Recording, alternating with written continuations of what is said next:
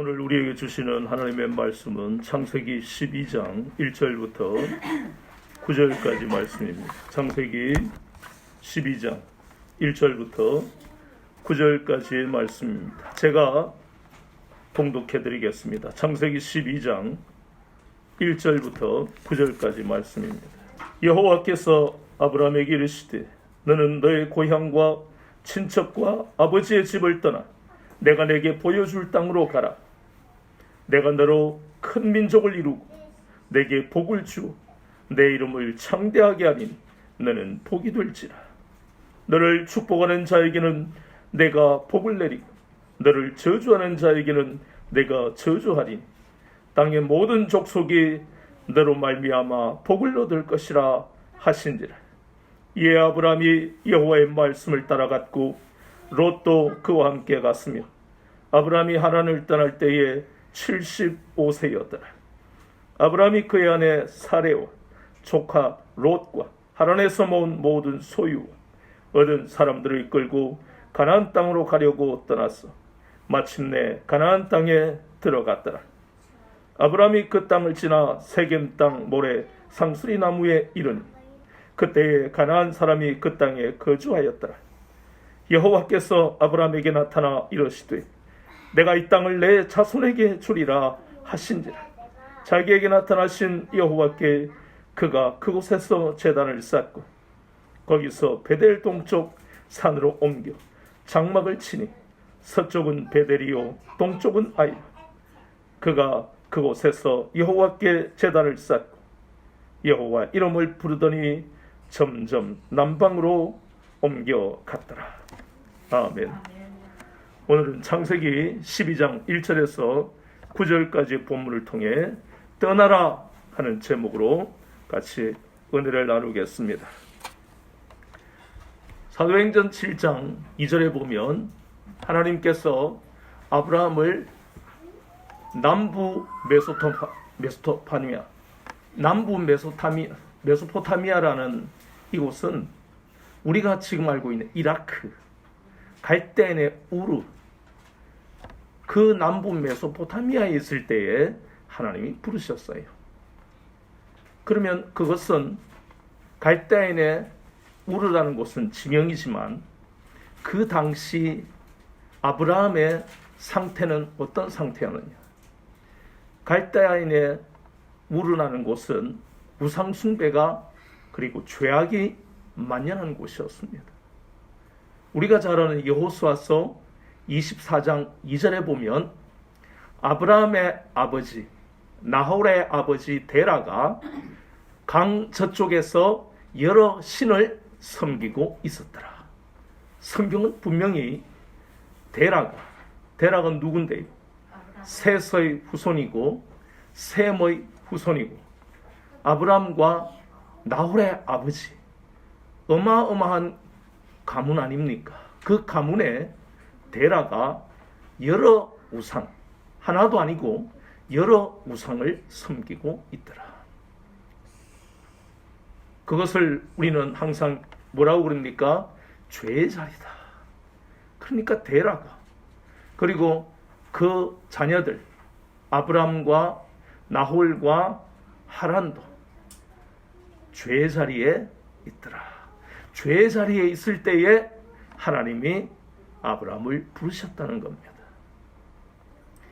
이 부르심은 참으로 특별한 부르심입니다. 그가 어디에 있을 때요? 죄의 자리에 있을 때.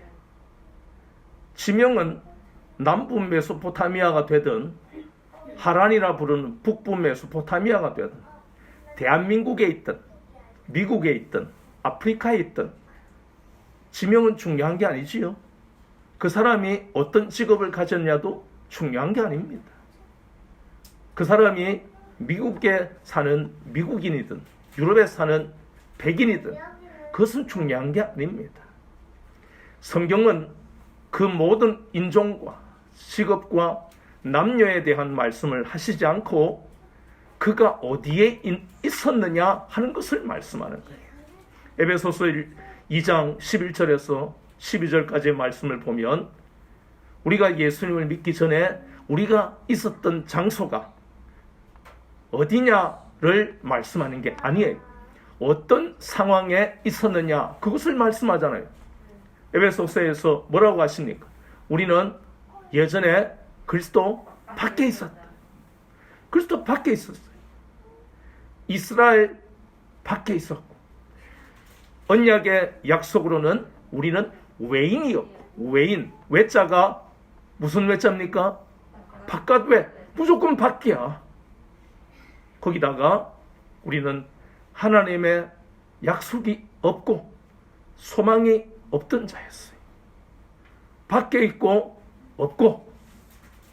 그러니까 한마디로 우리가 어디에 살고 있느냐, 우리 부모가 누구냐, 아빠 찬스, 엄마 찬스를 쓸 수 있느냐 없느냐 그것과는 전혀 관계가 없이 성경은 오직 밖에 있느냐 안에 있느냐 또 있어야 할 소망과 축복이 있느냐 없느냐 오직 성경은 그것만 말씀하고 있잖아요. 그래서 우리의 가치관이 무너지는 거예요. 말씀 앞에 깨뜨려지는 거예요. 그게 무너져야 우리는 하나님이 약속하신 놀라운 일들이 성취되는 거예요. 그래서 우리는 말씀을 가까이 해야 되고 그 말씀에서 하나님을 만나야 되는 것이에요. 문자로 되어 있는 말씀을 아무리 읽어봤자 하나님을 못 만나면 소용이 없습니다.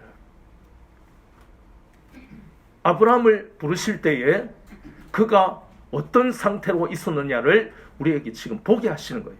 왜냐하면 아브라함을 부르신 그 하나님이 오늘 저와 여러분을 부르셨잖아요. 그럼 우리도 기억해야 돼요. 우리가 과거에 어떤 자리에 있었느냐를 반드시 기억해야 됩니다. 그러면서 가장 결정적인 놀라운 선언은 성경 66권에서 왜 우리를 죄의 자리에 있는 이 어리석고 우리 고집으로 살았던 인생을 하나님 우리 부르셨을까? 우리는 자격도 없는데. 그것이 바로 그 답이 마태복음 9장 13절에 나오는 거예요.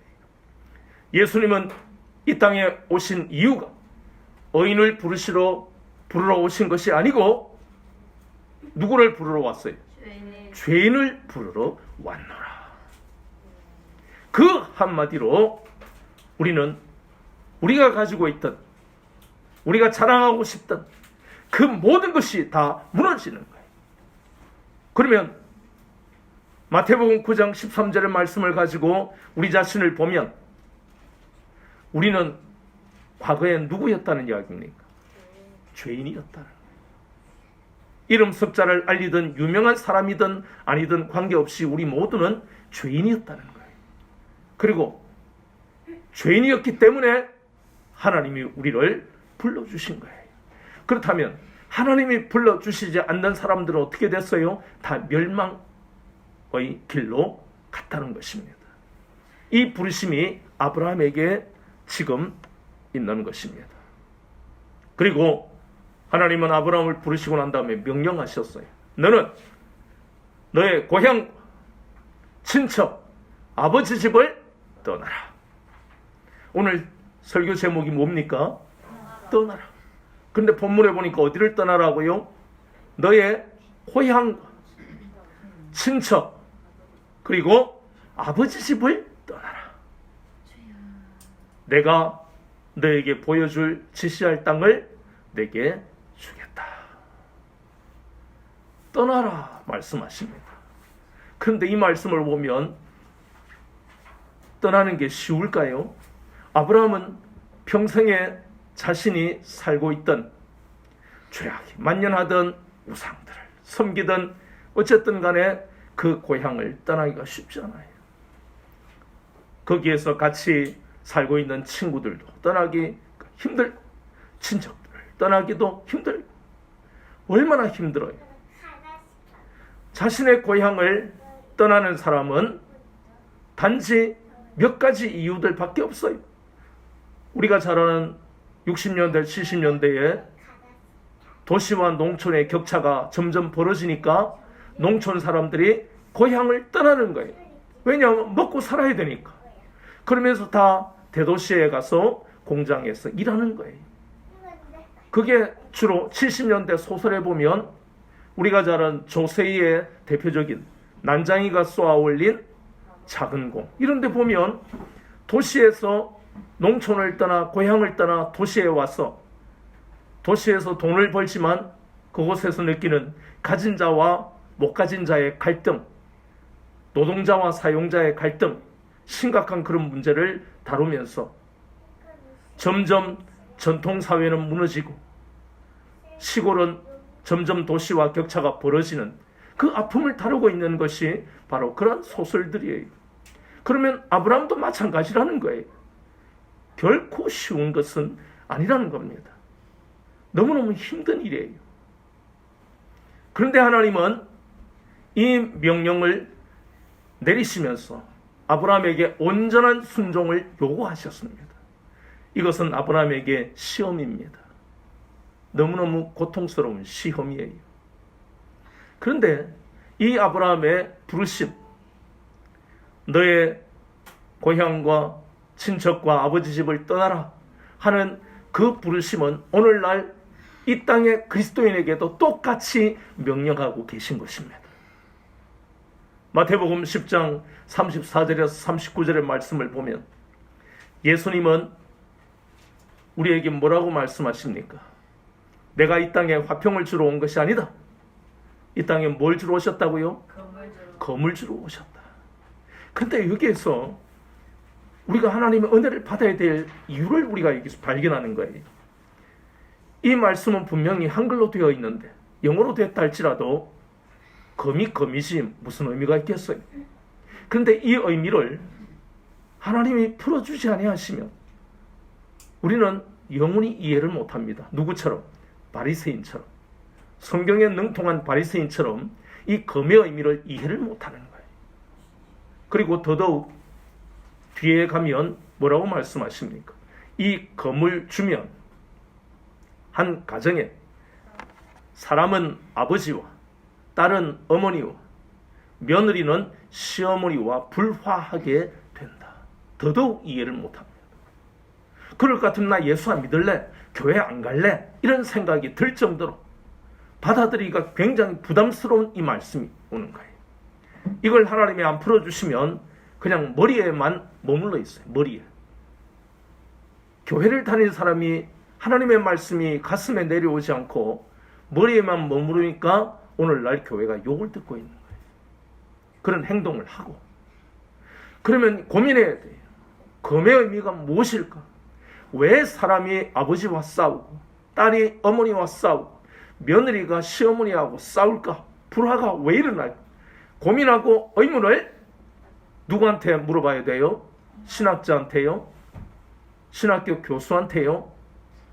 그건 너무 멀고 힘들고 그분들 바쁘니까 무릎 꿇고 여러분들이 하나님 앞에 물어보세요. 그 답을 얻기까지 물어보세요. 그러면 하나님이 야 너는 신학을 안 했으니까 안 가르쳐줘 그렇게 하실까요? 아닙니다. 의문을 가진 것을 무릎 꿇고 기도하면 열어주셔요. 안 하니까 안 가르쳐 주시는 거예요. 질문을 안 하고 의문을 안 가지니까 안 가르쳐 주시는 거예요. 안 가르쳐 주시면 세상 학문과 달라서 하나님의 말씀이 살았고 운동력이 없으면 이 코로나 시대에 우울증으로 죽습니다. 자살합니다. 10층 아파트에서 몸을 던집니다.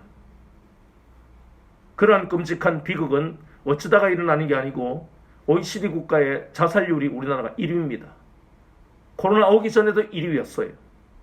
왜 그렇습니까? 이 검의 의미 하나를 몰랐어. 하나님이 안 열어주시면 열 수가 없어요. 하나님이 열어주시면 막을 자가 없어요. 이 검의 의미는 바로 진리를 의미합니다. 하나님의 말씀을 의미합니다.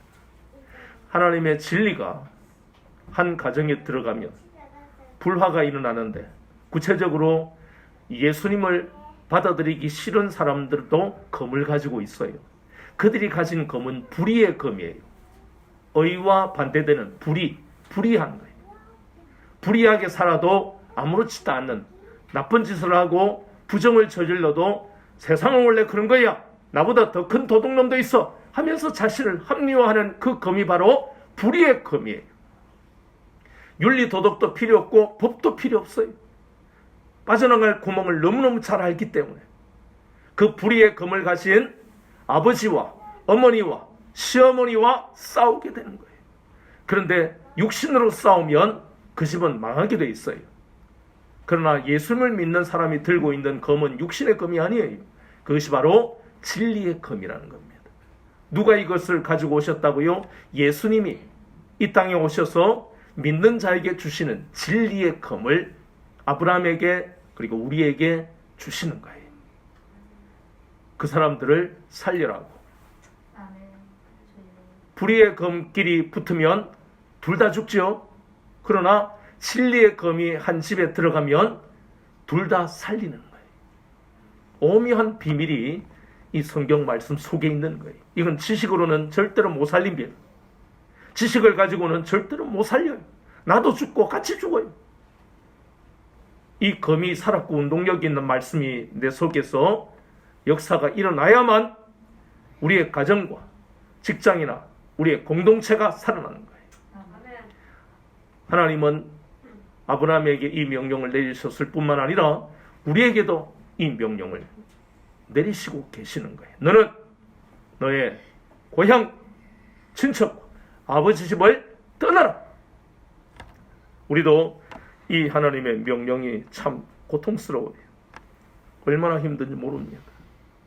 그런데 하나님은 왜 아브라함은 믿음의 조상 되게 하시려고 이 명령을 내리신 것을 알겠는데 우리와 무슨 상관이냐? 우리도 똑같이 과거에 어디에 있었기 때문에, 죄의 자리에 있었기 때문에, 믿음의 조상 아브라함을 보지 마시고 그가 죄의 자리에 있었다가 부르심을 받은 것처럼 우리도 죄의 자리에 있었기 때문에 하나님이 부르시고 이 명령을 내리신 것을 잊지 마세요. 아브라함과 우리는 똑같아요. 과거에 죄의 자리에 있었다는 것. 우리도 죄의 자리에 있었기 때문에 하나님이 부르시고 우리를 이렇게 우리에게 이 명령을 하시는 겁니다. 시편 51편 5절에 내가 죄악 중에서 출생하였으며 어머니가 죄 중에서 나를 잉태하였나이다. 로마서 5장 12절에 아담으로 말미암아 죄가 이 세상에 들어오고 죄로 말미암아 저주가 들어왔다고 말씀합니다. 에베소서 2장 1절에서 3절 우리가 과거의 허물과 죄로 말미암아 죽었다가 예수 그리스도로 인해서 다시 살아났다 그러잖아요. 우리는 과거의 세상 풍조를 따라갔던 사람들이었고 공중 권세 잡은 마귀의 종으로 살았고 육체와 마음이 원하는 대로 살아서 본질상 진노의 자녀였다고 말씀하고 있습니다. 이렇게 명확한 죄의 자리가 어디 있습니까? 골로새서 1장 13절에 흑암의 권세에 사로잡혀 있었고 골로새서 1장 21절에 하나님과 원수되었던 인생이에요. 이게 바로 죄의 자리라는 뜻입니다.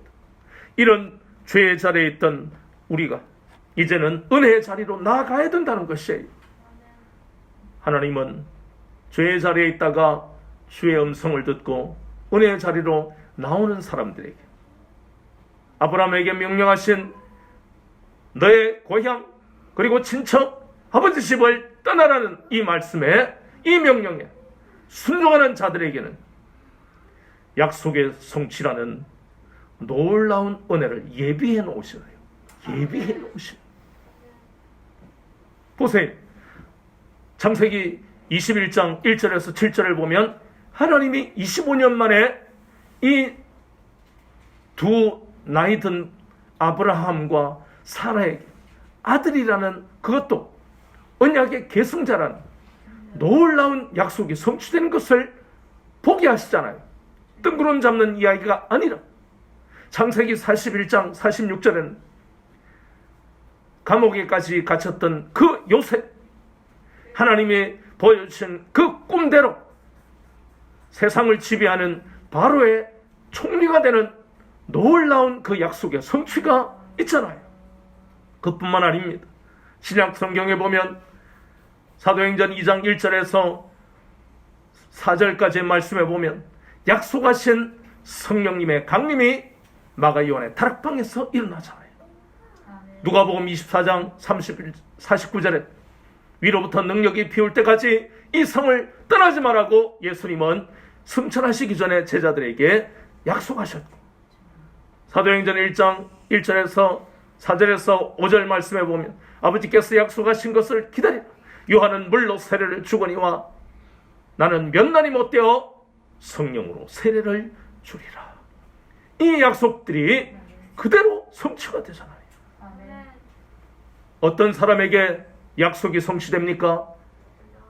고향을 떠나고 친척을 떠나고 아버지 집을 떠나는 사람에게 예비된 약속은 이루어집니다. 그리고 그 사람들과 영원히 끝난 것이 아니에요.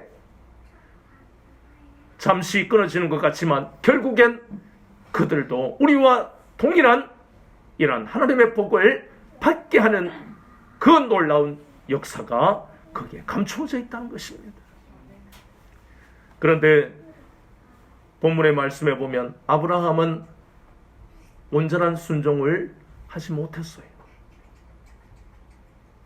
본문의 말씀에 보세요. 4절 말씀에 보니까 분명히 친척을 떠나라 그랬잖아요. 근데 롯이 바로 친척이지요. 롯이 조카잖아요. 하란의 아들이잖아요. 그런데 같이 갔더라. 그뿐만 아닙니다. 또 창세기 11장 31절에 보면 분명히 하나님이 지시하신 땅, 보여줄 땅으로 가라 그랬는데 31절에 보니까 바로 아브라함이 가나안으로 갔습니까? 아니요. 어디에 머물렀어요? 하란에 머물러 그곳에서 거류하였더라. 온전한 순종이 아니에요. 하나님은 절대적인 순종을 아브라함과 우리에게 원하시는 것입니다. 그런데 아브라함은 그것을 못했어요. 조카 롯도 데려가고 그리고 하란에 머물러서 그곳에 있다가 아버지가 죽고 난 다음에, 데라가 죽고 난 다음에 가나안으로 옮겼습니다. 얼마나 절대적인 순종이 힘든지를 우리에게 보여주는 거예요. 온전한 순종이 이렇게 힘듭니다. 이렇게 연약한 아브라함을 하나님은 아셨어요. 부분적으로 순종하는 것이 우리가 볼 때는 저 사람이 무슨 믿음의 조상이야 라고 할 수 있는 문제지만 하나님은 그의 연약함을 아셨어요. 고린도전서 3장 1절 2절에 보면, 그리고 히브리서 5장 12절 13절에 보면 이것이 바로 젖먹이 신앙이다. 단단한 음식을 씹을 수가 없는 상태를 성경은 젖먹이 신앙이라고 이야기합니다. 우리는 이 고린도전서 말씀이나 히브리서 5장 말씀을 보면서 신앙 연수로 단단한 음식을 먹을 수 있는 것이 아니라는 것을 여기에서 우리는 깨달아야 됩니다. 물론 세상의 어떤 경륜, 인생의 경험으로 보면 저 사람 한 10년 직장 생활을 했으니까 이제 그 계통의 전문가가 될 거야. 대부분은 전문가가 됩니다. 그런데 그런 개념으로 우리의 신앙을 봐서는 안 됩니다. 모든 것이 우리 가치관이 무너져야 돼요. 죄의 자리에 있을 때 가졌던 그 가치관으로는 하나님이 우리를 인도하시는 이 오묘한 삶을 우리가 다 받아들일 수가 없어요. 그래서 우리는 날마다 말씀을 통해 하나님을 만나서 우리의 잘못된 가치관과 그리고 사고방식을 확인하고 그것이 깨뜨려지는 것을 체험해야 된다는 것입니다. 신앙생활 한 10년 하면 세상적인 판단으로 보면 그 사람이 장성한 자가 돼 있어야 되는 거예요. 단단한 음식을 먹을 수 있어야 돼요. 참고로 저는 이제 막 신앙생활하는 1년, 2년 된 사람이 아니잖아요. 수십 년 됐겠지요. 근데 그 연수가 중요한 게 아니라는 거예요. 연수가 10년이 지나고 20년이 지나고 30년이 지나도 여전히 변화없는 사람들이 우리 주변에 얼마나 많이 있는지 모릅니다. 그 사람이 목사든 장로든 권사든 집사든 아무 상관이 없어요. 연수하고 관계없는 것을 우리는 그런 것을 보면서 깨달아야 된다는 것이 중요한 건 연수가 아니라 날마다 우리 스스로를 점검할 수 있는 신앙의 자세를 우리는 더 중요하게 생각하게 됩니다. 나는 이제 한 30년 했기 때문에 내가 나 자신을 점검한단 말이야. 나는 교사가 돼서 똑바로 신앙생활해. 그런 위치에 있는 사람이야. 내 직분이 어떤 자리인데. 이런 사람들이 젖먹이일 가능성은 매우 높습니다. 장성한 자의 신앙을 가진 사람들은 절대로 그렇게 생각하지 않습니다. 하나님 앞에 두렵고 떨리는 마음으로 설 수밖에 없어요. 하나님은 아브라함이 젖먹이 신앙인 것을 아셨기 때문에 그를 야단치고 징계하신 것이 아니고 그를 위로하셨어요. 그래서 2절과 3절은 하나님의 위로하심입니다. 앞에서 우리가 그랬잖아요. 우리의 고향, 친척, 아버지 집을 떠나는 것은 너무너무 고통스러운 일이에요. 모든 나와 관계된 것을 일시적으로나마 끊어야 되는 고통, 결코 쉬운 것이 아닙니다. 너무너무 힘들어요. 그래서 이게 시험이란 말입니다. 하나님의 시험이에요. 저도 예수님을 믿고 난 다음에 1명, 2명 친구들이 끊어지기 시작하더라고요. 참 힘든 문제예요. 특히 우리는 인생을 살면서 20대 혹은 30대의 친구들도 소중하지만 고등학교 때 알고 친했던 그 친구들이 대부분 보면 평생을 가더라고요. 순수한 시절에 만났기 때문에 참 오래 가는 것을 알아요. 근데 그 고등학교 친구들이 다 끊어져 버렸어. 그것뿐만 아닙니다. 부모하고도 담을 쌓게 돼. 부모하고 담을 쌓으니까 결국 내 동생들하고도 끊어질 수밖에 없고 끊어지기는 그냥 더 대적을 하고 덤벼들잖아요. 이 모든 일은 아브라함에게만 일어나는 일이 아니라는 것입니다. 하나님은 왜 이렇게 우리를 고통스럽게 만드느냐? 이것은 바로 우리의 잘못된 가치관과 사고방식이 무너지지 않으면 하나님의 인도하시는 방법에 얼마 못 가서 다시 애굽에서 고기 구워 먹던 시절을 그리워하는 어리석은 존재로 돌아간다는 것이에요. 끊임없이 뒤돌아보는 겁니다. 롯의 아내처럼 내가 일구어놓은 저 소돔 고모라 땅에 그 모든 것들을 아까워하고 집착하는 것이에요. 우리에게는 그런 악한 속성이 있어요. 뒤돌아보고 또 돌아보고 의인이요 완전한 자요 하나님과 동행했던 그 노아, 우리가 보았던 창세기 9장에서 술에 취해서 참으로 부끄러운 모습을 자녀들에게 보인 것을 보았잖아요. 인간이 이렇게 항상 생각하는 것이 악하다 그랬어요. 그래서 하나님은 아브라함에게 오늘 우리에게 너는 너의 고향 그리고 친척 그리고 아버지 집을 떠나라. 그 의미 속에는 내가 가장 사랑하고 내가 가장 아끼고 내가 즐겨하는 그 모든 것을 끊어라. 끊어라. 그런데 그게 일시적으로 끊게 하시는 것도 있고 영원히 끊게 하시는 것도 있어요. 중요한 것은 그것을 끊으면서 우리의 가치관이 변화되는 것입니다. 나의 중심이 하나님 중심으로 옮겨지는 놀라운 변화가 우리 속에 일어나는 것이에요.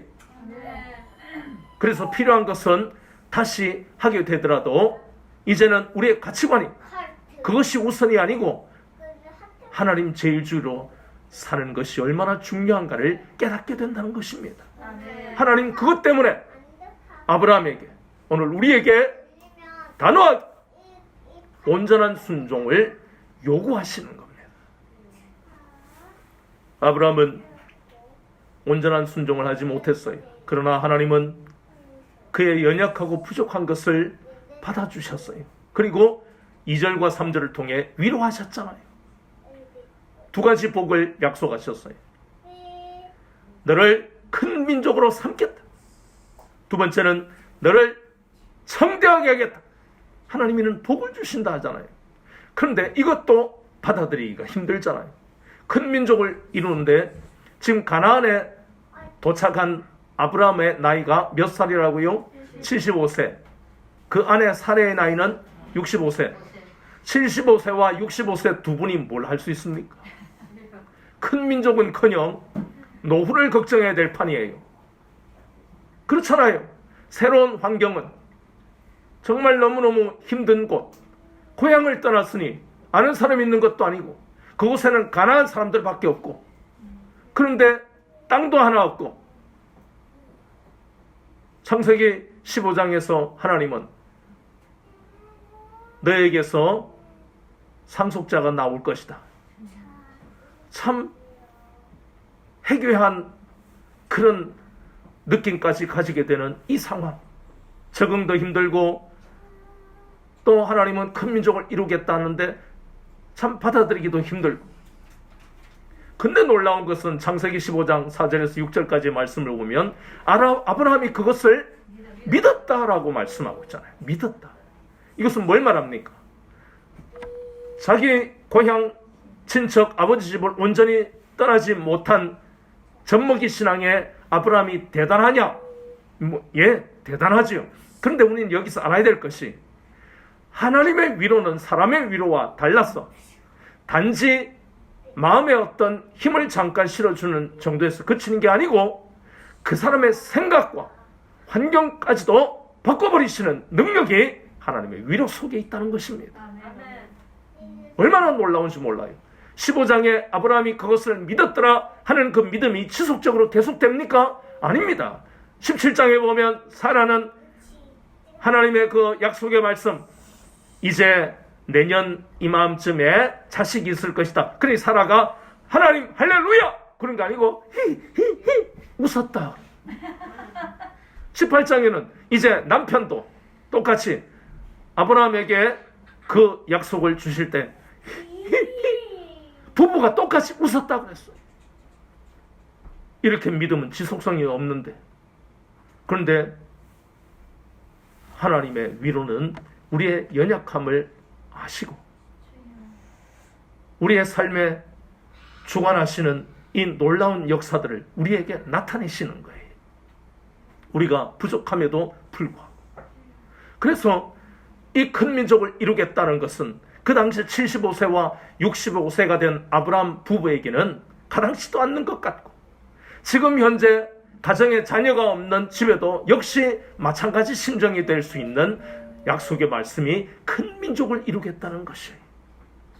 그런데 우리가 알아야 될 것은 우리의 환경과 관계없이 하나님의 약속을 믿는 자에게 아까 뭐라고요? 약속의 성취라는 놀라운 은혜가 예비되어 있다. 예비. 우리 눈에 보여요? 안 보여요? 안 보입니다. 그런데 누구 차지가 될까요? 안 보이는 것을 믿는 사람 차지가 된다는 것입니다. 너무나 힘든 거죠.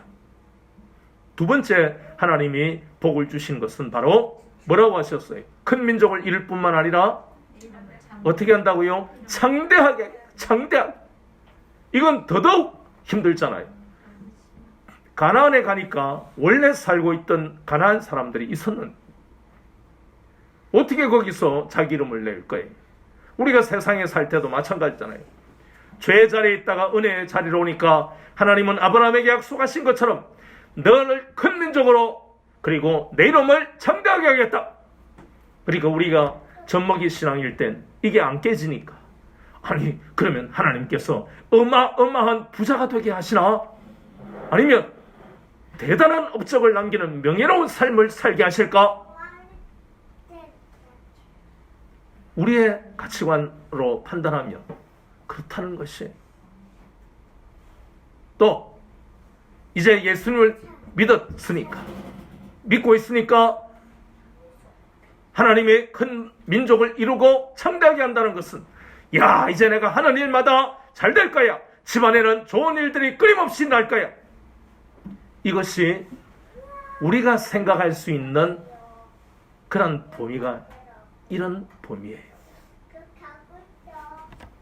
그런데 가나안에 오니까 거기에 무슨 하나님이 이렇게 위로하시고 복을 주시는 증거가 눈에 보입니까? 안 보이더라. 이것이 예수님을 믿을 때에, 믿고 나올 때에 우리가 가지는 가장 큰 고통입니다. 아니, 도리어 우리의 이전 상태보다 더 어렵게 되는 경우가 대부분입니다. 사업을 접어야 될 경우가 생길 수 있고, 집안에 우환이 자꾸만 일어나고, 이러한 일들이 일어날 수 있는 것이다. 죄의 자리에서 은혜의 자리로 옮겼다고 하는 것의 의미가 바로 이러한 일들이 생길 수 있다는 것을 우리가 받아들여야 된다는 것입니다. 이런 가치관이 형성될 때까지 얼마나 고통스러운지 몰라요. 하나님이 이삭을 아브라함에게, 사라에게 주시는 그때는 25년 후. 그런데도 우리가 그 말씀에서 깨닫게 되는 것은 약속의 성취가 예비되어진 게 맞다는 것이에요. 그런데 그동안에 겪을 그 고통이 얼마나 컸겠어요. 시행착오를 겪어야 되고 그것을 받아들여야 돼요. 오늘날 우리가 그것을 받아들여야 된다는 것입니다. 그 고통은 말로 다 못해요. 우리가 예수님을 믿는 그 순간부터 좋은 일만 일어나는 것이 아니고, 사람은 아버지와 딸은 어머니와 며느리는 시어머니와 불화하는 현실이 우리에게 끊임없이 일어난다는 것입니다. 오늘 내가 열심히 기도하면, 주일날 와서 열심히 봉사하면 관계가 좋아질 것 같으면 미친 듯이 주일날 와서 봉사하고 빚을 내서라도 헌금하고 하나님 앞 11조 하지. 그런데 하나님은 세상 논리로서 우리에게 우리의 인생길을 인도하시는 분이 아닙니다. 그건 잘못된 기복주의예요. 남들은 10만 원을 11조 할 때 나는 1000만 원을 갖다 드리면 나는 100배로 복을 받는 것이야. 기복주의, 인본주의. 그것이 무너지지 않으면 우리는 고난이 왔을 때에 예수님을 배신하고 떠나갈 수 있다는 것입니다. 아브라함도 그런 고통이 왜 없었겠어요? 얼마나 고통스러웠겠어요? 고통이 끊이지 않고 있는 거예요. 창세기 16장에 하갈과 동침하라고 이야기하는 것은 아브라함이 그렇게 하고 싶다고 한 게 아니고 사라가 그렇게 해라고 할 정도로 10년 동안 가나안에서 믿음을 지키면서 지쳐버린 거예요. 우리에게도 이런 것이 온다는 것입니다. 처음에 약속을 받을 때만 해도, 야, 큰 민족을 이루게 해줄게. 내가 너에게 복을 주어서 내 이름을 창대하게 해줄게. 야, 그러면 달력만 꼽는 거예요. 말년병장이 하는 일이 뭘까요? 나라와 민족을 위해서 내가 무엇을 할까? 이걸 이야기하는 말년병장은 없어요. 달력 쳐다보고 X 날짜 하나씩 지워가잖아요. 아이고 30일 남았네. 아이고 29일 남았네. 그러고 말년병장은 떨어지는 낙엽에도 몸을 조심하는 거예요. 다치면 자기만 손해. 잘못하면 영창 가고 이러면 안 되니까. 그러나 하나님의 나라의 모든 일들은 우리가 도무지 예측할 수도 없고 또 우리가 그때를 정할 수도 없다는 어려움이 우리 가운데 있습니다. 그러나 중요한 것은 반드시 하나님이 우리에게 약속하신 것은 이루어진다는 것이에요. 그런데 그것을 기다릴 때 우리 마음이 일관되게 가게 하시려고 하나님은 우리에게 고난을 주시는 것입니다. 우리의 가치관으로서는 며칠 기다리다가 도망가는 거잖아요. 못 견디잖아요. 못 견뎌요. 출애굽한 이스라엘 백성들처럼 끊임없이 불평하고 원나 하나님을 대적하고 그 사람들 믿음도 없어. 그게 아니라 이스라엘 백성은 하나의 상징적인 의미입니다. 이 땅의 그리스도인들이 모두가 그런 이스라엘 백성과 같은 속성을 지니고 있다는 것을 하나님 우리에게 보게 하시는 거예요.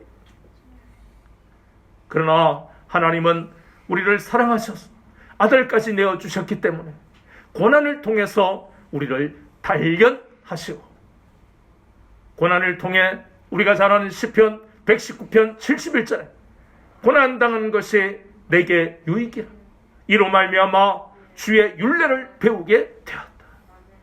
야고보서 1장 2절에서 4절 말씀을 보니까 믿음의 시련을 통해 인내를 이루게 하시고 온전하고 구비하여 조금도 부족함이 없게 하신다 그랬어요. 하나님은 고난을 통해 하나님을 아는 지식에서 자라가게 하시고 예수 그리스도를 믿는 믿음으로 우리를 장성하게 하셔서 하나님의 사람으로 살게 하시는, 이것이 바로 우리를 죄의 자리에서 건지신 이유입니다. 어마어마한 부자도 안 되고 유명한 사람도 안 된다 할지라도 우리 중에 부자로 혹은 그런 사람으로 세울 수도 있지만 중요한 것은 그것이 아니라 누구나 아브라함처럼 죄의 자리에서 은혜의 자리로 나온 사람에게는 하나님은 모두에게 영적인 축복을 주신다는 겁니다. 아멘. 이것이 세상의 물질과 전혀 비교할 수 없는 것은, 이 영적인 축복은 아브라함을 통해서 우리가 오늘 보는 겁니다. 큰 민족을 이루고 창대하게 된 것인 그 약속의 말씀이 성취된 것을 우리가 알잖아요. 창세기 21장 1절에서 7절까지 말씀을 보면 하나님은 약속대로 이삭을 주셨잖아요. 창세기 22장 17절 18절에 보니까 내 씨로 천한 만민이 복을 받을 것이다. 그 약속대로, 그 씨로 바로 예수 그리스도께서 셈의 후손으로 이 땅에 오시고 아브라함의 후손으로 이 땅에 오셔서 메시아가 되신 이 놀라운 약속이 이루어지고 아브라함은 바로 그리스도의 조상이 되는 복을 받는, 이것이 바로 영적인 축복입니다. 하나님은 우리에게도 이 복을 주신다고 약속하셨어요. 갈라디아서 3장 29절에 아브라함의 복이 우리 가운데 있을 것이다. 로마서 11장 17절에 참 감람나무의 가지 열매를 꺾으시고 돌 감람나무를 접붙여서 참 감람나무의 진액을 함께 나누는 자가 되게 하신다. 이것은 바로 참 감람나무라는 이스라엘과 똑같이 돌 감람나무에 불과한 이방인인 우리의 삶을 하나님이 복된 삶으로 변화시킨다는 말씀 아닙니까? 성경에는 모두가 이 말씀밖에 없습니다. 네가 할례 받았느냐 할례 받았지 않았느냐, 아니면 유대인이냐 이방인이냐 종이냐 자유자냐, 그것을 구분하시지 않습니다. 여자냐 남자냐, 우리나라처럼 혹은 아시아처럼 남자와 여자를 구분하고 여자를 차별하는 나라는 잘 없어요. 미국이나 유럽은 이렇게까지 심하지 않습니다. 얼마나 여성에 대한 혐오와 차별이 심한지 모릅니다. 제가 딸 셋의 아빠라고 이런 이야기 하는 게 아니고 성경은요 차별이 없는 것을 말해요. 그리고 정부에서 포괄적 차별금지법을 만들 필요가 없는 이유가, 예수님을 믿는 그리스도인은 이 차별이 불의한 것을 다 아는 사람들이 다 알고 있는데 포괄적 차별금지법을 만들면 결국은 그게 법으로 이루어질 수 있어요? 사람들이 약하기 때문에 아무리 그런 법을 만들어도 사람들은 여전히 차별합니다. 법으로 만든다고 되는 게 아니에요. 미국과 유럽에서도 그 법을 만들지만 안 지켜지잖아요. 중요한 것은 하나님은 그런 남자와 여자 혹은 어떤 출신인가, 직장이 어떤 환경이 어땠는가를 물어보시지 아니하시고 아브라함처럼 우리를 죄의 자리에 있던 우리를 은혜의 자리로 불러주셨다는 것입니다. 그러고 난 다음에 우리의 환경이 비록 변하지 않는다 할지라도 하나님은 아브라함에게 약속하신 그 놀라운 약속들이 저와 여러분에게도 반드시 성취될 것을 믿는 믿음으로 가게 하시는 거예요. 우리는 이미 영적인 축복을 받았어요. 영적인 축복은 그것은 눈에 보이지 않는 것 같지만 아브라함을 통해서 믿음의 조상이 된다는 것은 어떤 환경 속에서도 그 믿음이 변함없이 하나님만 의지하고 나가는 것이에요. 아멘. 변질되면 아무 소용이 없잖아요. 영적인 축복은 바로 그것입니다. 변질되지 않고 항상 하나님만 의지하며 하나님이 하실 놀라운 일들이 믿어지는 이 축복. 내가 없고 결핍되어 있다 할지라도 하나님은 오묘한 방법으로 저와 여러분의 인생에 필요한 것들을 우리의 가는 길에 예비하시고 채워주시는, 그것이 믿어지는 이것이 영적인 축복이에요. 이 축복을 받지 못한 사람들은, 세상 사람들은 없으면 불안하고 있으면 만족되고 더 가지고 싶은 욕심으로, 그러니 영적인 축복이 세상 물질과 권력과 비교하면 얼마나 어마어마한 복인지를 우리가 인식을 해야 됩니다. 아브라함은 상수리 나무가 있는 곳에, 그리고 아이성이 보이고 베델이 보이는 곳에 또 가서 하나님 앞에 제단을 쌓습니다. 그때만 해도 가나안 사람들만 있는 그 가나안 땅에 얼마나 마음이 힘들었겠어요. 거기다가 가나안이 어떤가를 우리는 앞에서 봤잖아요.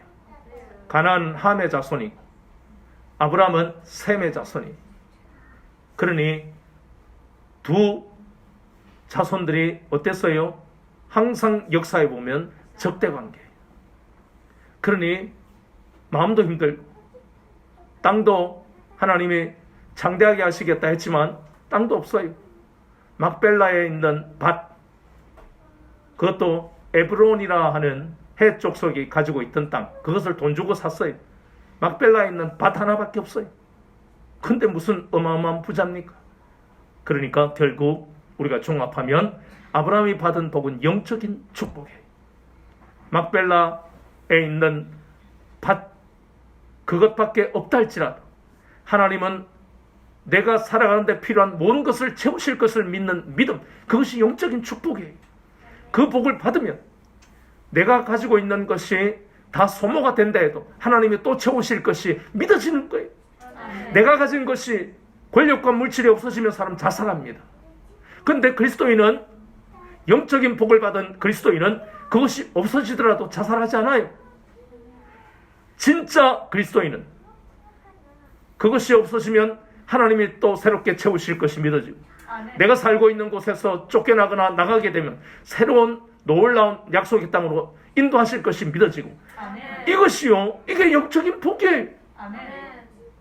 나에게 불행한 일이 일어나면 하나님 또 새롭게 나를 위로하실 것이 믿어지고, 이러니 이 영적인 복은요, 세상에 어마어마한 물질, 권력과 비교할 수 없는 것이에요. 그러니 아브라함은 이렇게 2절과 3절에서 혹은 7절에 직접 하나님이 아브라함에게 나타나시면서 이런 하나님의 위로를 혹은 직접 만나는 체험을 하면서 그는 가는 곳마다 제단을 쌓았어요. 로마서 12장 1절 2절 말씀처럼 우리가 드릴 예배는 바로 영적 예배, 내 몸을 하나님 앞에 온전히 제물로 드리고 하나님의 선하시고 기뻐하시고 온전하신 뜻을 아는 것이 더 중요하다고 말씀하는, 그래서 이 세상을 본받지 말고 이 세대를 본받지 말고 세상 풍조를 따라가지 말고, 아브라함이 그랬던 것처럼, 믿음의 사람들이 그랬던 것처럼 영적인 복을 받은 사람들이 살아가야 할 삶의 방향은 오직 예배의 삶을 살아가는 것임을, 우리에게 영적인 복을 주신 그 하나님만 섬기고 살아가는 것임을 다시 한번 우리에게 깨닫게 하시는 거예요. 그런 복을 받은 저와 여러분의 인생은 하나님이 끝까지 책임지십니다. 잊지 마시고 평생을 예배의 삶을 살아가시기를 주님의 이름으로 축원합니다. 아멘.